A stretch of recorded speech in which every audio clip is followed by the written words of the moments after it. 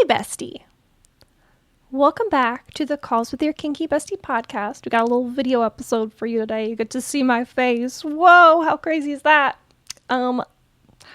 And my hair's a little wild, but you know how it is. Anyways, welcome back.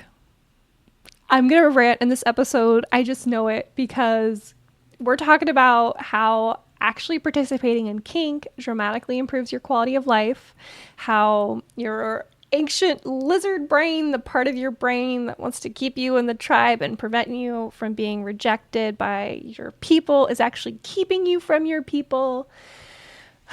All the lovely benefits that participating in your kink has in your own self-esteem, your own self-image and worth and all that good shit. And just like how it keeps you psychologically and physically safe and healthy and happy to be the fucking person that you want to be. So hi, hello, welcome. And if you're new here, if you're finding this because you are not really participating in kink yet, but you have some kinks, welcome. I'm so glad you're here.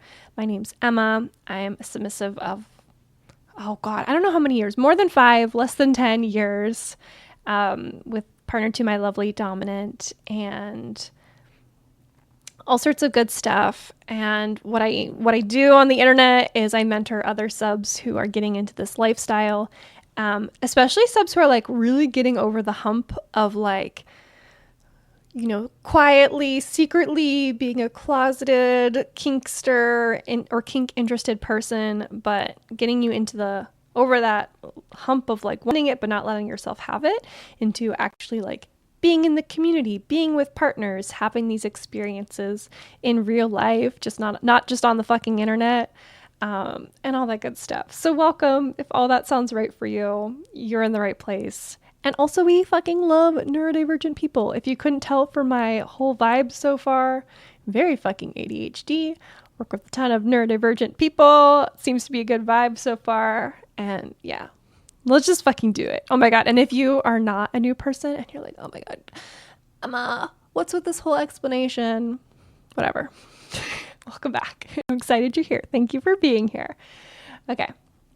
So I was recently listening to the book Infinite Receiving by Susie Ashworth.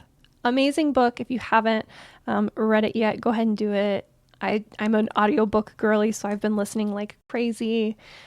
Also, if you have Spotify Premium right now, it's an included book in Spotify Premium, so you can just listen to it there.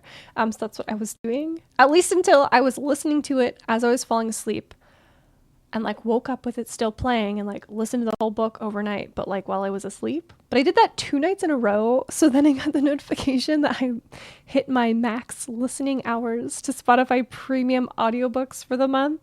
So I'm going to actually finish it in a few days whenever that resets. But how funny is that? Just a little heads up if you like to fall asleep to sounds happening too. That's a thing, and they actually cap you on how many hours. Like I can't even re-listen to the parts of the book that like were playing when I was asleep overnight. Oh, anyways, okay. But the reason I bring that up, why I was listening to that book and was like spurred to talk about this topic, is that she talks about how like in our tribal community days, like, you know, a million fucking years ago when humans lived in tribes and like more of a hunter-gatherer society, like living in caves kind of stuff. She explained it much better than I, and probably much more appropriately and accurately. But you know what I'm saying? Like back in those days, like having a community was essential to your survival. Like that, I think the example she gives is that's how you don't get eaten by a lion in the middle of the night, is because you're with like a tribe of people and people are taking turns keeping watch. You know, some people in the group are like gathering food and making it, and like everyone's taking care of each other. So in those days when that's how you survived, our brains got very wired to rely on other people and really like fear and prevent ourselves from being rejected from other people. Because if you were to get, ousted by that tribe, oh shit, now you're just on your own and have to figure out this stuff. And you know, it's like a life-threatening situation then to then have to figure out how you're going to survive on your own without the community that you are used to relying on. So this part of our brain that lived in that world still lives on in us today in, the 21st century. But it's not really a thing that's essential anymore. And also, like, we have a much larger population, so it's a lot easier to just go and find another community if you're like rejected from one, because, it's not like everyone's super spread out in the same ways anymore. And, there are still there are still parts of the world where I'm sure tribal communities exist, but it's not the world that I know it. And it's probably not the world as you know it either if you're listening to this video podcast. But okay, so this part of our brain existed and was very essential to our survival for a long period of time, but it's not anymore. But it still lives on inside of us and wants to protect us from rejection, death, starvation, being attacked, all that kind of stuff. Even though, of course, that's like super illogical and irrational now. But what that does for us now, the effect of that now, is that if you are like like me, I was raised by a super conservative family. Like my family is literally Roman Catholic Trump voters, okay, which is just so far from my reality now. But growing up with like, not only was like my family like that, but also, like my family friends and like not just my immediate family, also my extended family, like everyone I knew had this value system that as I was developing and learning about myself, I was learning that I did not agree with. I felt completely the opposite. And not only all of those things, but also like for me, like the big part was also discovering like kink and like taboo sexuality and stuff, which is like really not part of their norm, and something that they really like were judgmental of and looked down on.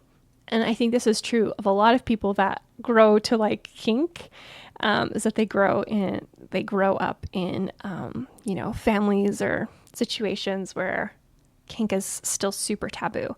Because even like outside of those situations, like kink is still like taboo right now. It's still like really misunderstood by the general population at large and stuff like that. Okay, but because this part of our brain lives on and kink is still like a taboo out there kind of thing that not everyone understands and accepts and all that kind of stuff, our brains want to keep this part of ourselves away from other people and feeling a lot of shame. Shame and self-loathing and like even like rejecting this part of ourselves because we don't want to tell our friends or have our friends find this out about ourselves and then reject us or make fun of us or tell other people that we're like, into this thing that they don't understand or approve of or anything like that and be rejected from our community. But here's the fucking thing. If you live silently in these communities where you have this lovely kinky side of yourself, as long as you're in that situation, you can't go find your actual tribe because you're still with these folks that don't get it or even really see this side of you because you're hiding it from them. And like sometimes people are even hiding it from themselves a little bit where they're trying to like repress it or like not really practice it. I've seen so many sad Reddit threads of people like trying to like just like move on from their kinks or whatever, which is just not how that works. It's not, it's not that kind of thing, especially like fetishes and stuff. It's not something that you can just forget about and move on from intentionally, naturally people can move away from certain kinks and find different interests and stuff over time. But that's just a different situation than choosing to do that because you're afraid you're not going to be able to find a dating partner that way, or you're just too scared that someone's going to find out and it's going to be a problem, Okay. But anyways, what really struck me about listening to that in the book was a few different things. Because not only is it like, okay, you can't find your community, like your tribal community of the people that are like, oh my God, we fucking love kink. We want to do this with you. We get it, whatever. You can't find those people if you are silent and not accepting and experiencing it yourself. But also, it has this other effect where like when you're within those communities that don't get it and don't understand, and you're hiding like the truth of yourself and all that kind of shit, it's also like keeping that community from finding people that do align with their values and want to be in that tribe too. So it's kind of like it goes both ways of like this community doesn't really want you. And if they do want you, then you saying, hi, this is the truth of me is not going to be a problem, because the answer would just be, no problem. We still want you. We'll still keep you here. And, you know, would be interested to learn about it and accepting and all that kind of stuff. But if it were to result in actual rejection, like, well, you can only stay here if you move on from the side of yourself, that is rejection. Even if it's not rejecting your whole person, if it's rejecting a part of yourself, that is still rejection. So, where was I going with that? I don't know. But you see what I'm saying, how it goes both ways of like, you're preventing the people who have different values from you from finding people who want to be in their tribe and agree and feel the same way. But it's also keeping you from your beautiful people who are probably seeking you. I always say that like if you have a desire to be subby, it's because there's someone out there who has a desire to be dommy. Like I really think the world is that synchronous, and you know, you're not going to be able to find that person if you're hiding in your vanilla family or your vanilla relationship and all that kind of stuff. So there's like just the one side of it where like there's this beautiful social element where you get to find community and, you know, everyone goes to their right place, which is super beautiful. But the other super amazing benefit of you having a kinky side and deciding that you're going to do something about it and letting yourself experience your kink is that you are accepting yourself whenever you're showing yourself, oh my gosh, your interests are worthy of being expressed. I hear you. I hear that you have a desire for me to try this thing. I'm going to do it and let myself experience it. Oh, this feels good for me. I'm going to keep doing it. So it has this really beautiful like effect on your own self-worth. And it's like, yeah, accepting your own interests and desires by expressing them, which is so fucking beautiful.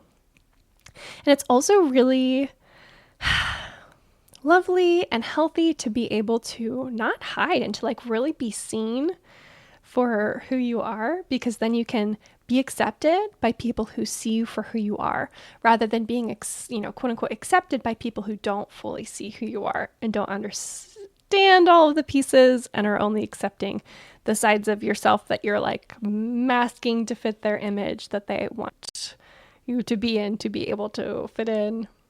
It's a whole thing. So I'm so happy you're here. This is your sign to go let yourself experience that kink that you've wanted to do, to go find your community, to start thinking about when you could share things in a safe way. Because of course there are still going to be situations where like, okay, maybe you don't need to tell everyone at work.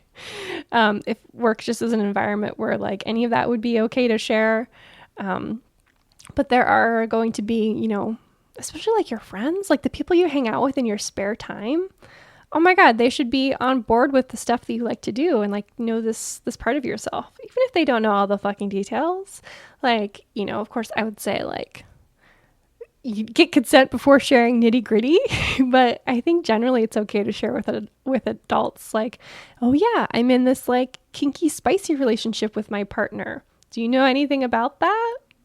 You know, and then, you know, just over time you find out whether or not they're on board and want to still be part of your community, or you can just go find other people and they can go find other people that have the same beautiful interests as them and want to chat about it and all that cool stuff. And also we just don't live in a fully tribal world anymore. Like we can live in a world where you know people who have different interests than you, but you can also like enjoy each other having different preferences. Like I think it can be really fun and engaging and like stimulating to know people with different interests and be able to have like respectful conversations about that and learn from each other's perspective and like their worldview and what's going on for them and stuff. Yeah, it doesn't have to be as black and white as you only have to be with your people and they only have to be with their people. But what's the fucking point of hiding? What's the fucking point of that? It just, so it can be so damaging to have a desire and tell yourself, not only am I not going to share this with my family, but I'm not even going to let myself experience it. Oh, it just breaks my heart. So here's your sign to get out of that cycle. Go experience that kink you've been wanting to do. Go find people who are into it too. Start sharing and talking about it. It's so fucking beautiful when you do and can meet your people. Yeah, I'll see you in the next episode. Oh my God. I know I talk fast in these, but I feel like I talk especially fast in the video episodes. Are you noticing that too? If anyone has tips on how to not do that, that would be great. And I also just wanted to share like the positive effect it's had on my life to be able to share about kink. Because obviously now, like, you're listening to this podcast because I have this business where I talk to people who are subs and who are neurodivergent and are like growing their subbiness and making it part of their life and stuff, you know? And when I started this, like, I knew that there were other people who got it and were there. But I did think it was like such a niche thing that I would like limit my size of people I could find, that like maybe this couldn't actually be a sustainable business because I couldn't find enough people that are into it.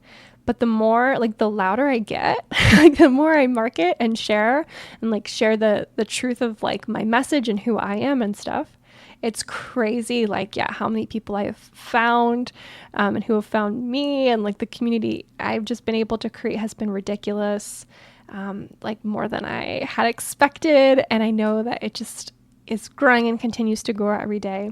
So thank you for being a part of that too. And I'll see you in the next lovely episode. And if you're part of the Kinky Bestie land and you like the whole vibe and what's happening here, you can join the Bestie Squad, where you get all the podcast episodes, the new ones as they come out, emailed to you, special offers, lots of, other kink content, educational and fun and stuff, all to your inbox.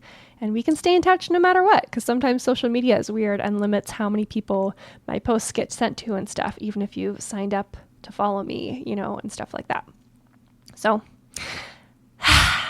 see you in the next one, bestie.